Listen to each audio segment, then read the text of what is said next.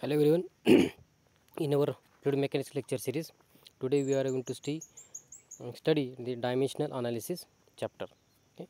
So first we will see what is the dimensions and unit. Okay. We have given the definition as a dimension is a measure of a physical quantity. So physical quantity that means distance, then mass, time, etc. So these are the physical quantities. Okay, and for measurement of these physical quantities, whatever we have used, that is called as the dimension. Okay, while a unit is a way to assign a number to that dimension. Okay, that means if you give some numbers to that dimension, so that system is called as the unit. Okay, so for example, we have given the distance measurement. Okay, so we have given a scale and length, whatever length we have measured, so that length it is called as a dimension. Okay, and if you see here, so length is measured as 3.2 centimeter. That means 3.2 is a number and centimeter is the unit. So that means length have several units, just like millimeter, microns, micro microns, then feet, centimeter, meter, kilometer, etc. Okay, so that means length is a dimension, and the whatever number is assigned to find out that dimension is called as the unit. Okay. Okay, now here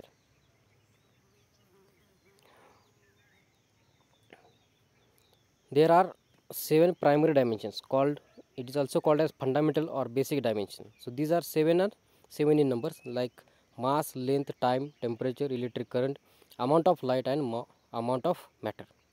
And all the non-primary dimensions can be formed by some combination of 7 primary dimensions. 7 primary dimensions are mass, length, time, temperature, electric current, amount of light, and amount of matter. So by using these 7 dimensions, we can find out a non-primary dimension.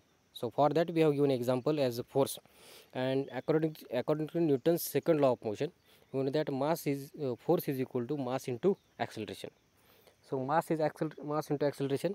So by using that, the formula we have seen here, the mass is equal force is equal to mass into length divided by time square.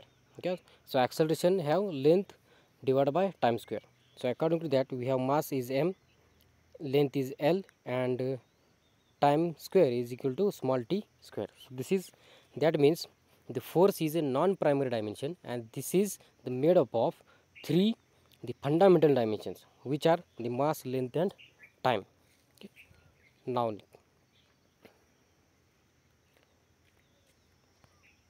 we'll see the fundamental dimensions. So there are 7 in numbers, just like length, which is shown by symbol as capital L, and unit is meter, so SI unit is meter.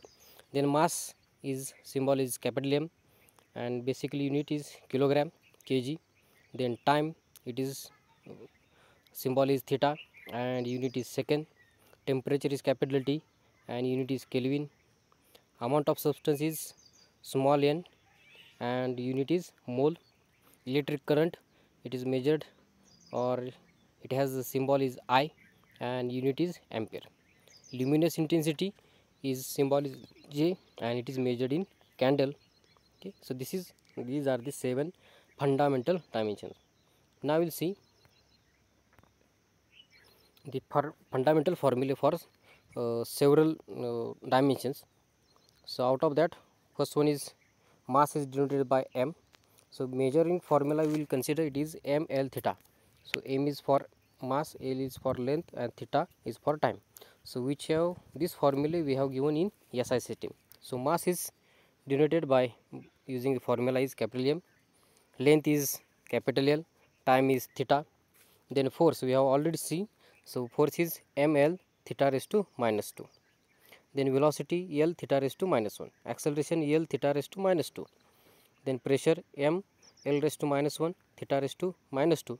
Pressure gradient M L raised to minus 2 theta raised to minus 2.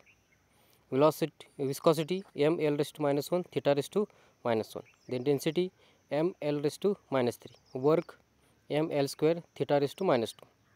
Power M L square theta raised to minus 3. Then momentum M L theta raised to minus 1. energy ml square theta raised to minus 2, stress ml inverse theta raised to minus 2, surface tension m theta raised to minus 2. So this is about some formula, fundamental formula for some of the dimensions. Now we'll see the next point as dimensional homogeneity. So for the dimensional homogeneity, we have given example of addition of this apple and the orange. Okay. So basic formula is that we can't add apple into the orange into the apple, because for addition or subtraction purpose we will require a same quantity or the same units, same dimensions. Okay. So this is called the dimensional homogeneity. So for that we have given the law as dimensional homogeneity. Every additive term in an equation must have the same dimension. So this is the dimensional homogeneity law. Okay. So for that we have considered here the example of the energy, change in total energy of a simple compressible closed system with one state or time one to other as illustrated in figure number 74. So if you see here this system, we have total energy is E capital E1 is equal to capital U1 plus KE1 plus PE1, that means internal energy plus kinetic energy plus potential energy, and this is going to change with a time according to time at 1 to 2. So for that the change in total energy of the system delta E is given by, so delta capital E is equal to delta U plus delta KE plus delta PE, that means change in total energy of the system. Okay. So for that, where E is three components, that means internal energy, kinetic energy and potential energy. These components can be written in terms of the system of mass, measurable quantities and thermodynamic properties at each of the two states, such as speed, elevation and specific internal energy. Okay. Now we will see one by one. If you see internal energy, so total internal energy is a product of mass multiplied with specific internal energy change. Then kinetic energy. So kinetic energy have formula is half multiplied with mass multiplied with velocity square of velocity change. Because the kinetic energy depend upon the velocity of the particle. Then potential energy is mass multiplied with acceleration due to gravity multiplied with atom height. So change in atom height. So that means potential energy depend upon the vertical distance. Okay. So this is about the internal energy, kinetic energy and potential energy. Now, so here we have, so by using these formulas we have the energy we know that force multiplied with length. So by using that we have the fundamental dimension as or the fundamental formula for this energy is ml square divided by small t square. Okay. So that means length. Okay. So similarly we have internal energy. So internal energy mass multiplied with energy divided by mass, because specific energy. So we have again given as energy, and we know that energy of formula is ml square divided by small t square. Then kinetic energy. So kinetic energy is mass multiplied with length square divided by time square. Okay. So by using that again we have the fundamental formula for kinetic energy is ml square divided by small t square. Okay. So then for potential energy, mass multiplied with length divided by time square multiplied with length. Okay. That means mass, so again it is mass multiplied with length square divided by time square. So that means it is again converted as ml square divided by small t square. So by using this one, if you see here, all these fundamental formulae for energy, internal energy, kinetic energy and potential energy is same. So by using that we are going to add these quantities. Okay. So that means, so basic is that for the by using the law of homogeneity with the same dimensions we are going to get addition or subtraction into the physical quantities. So this is about the homogeneity law.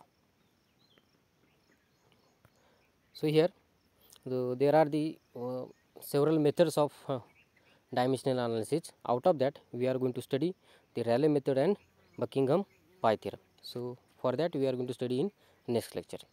Thank you.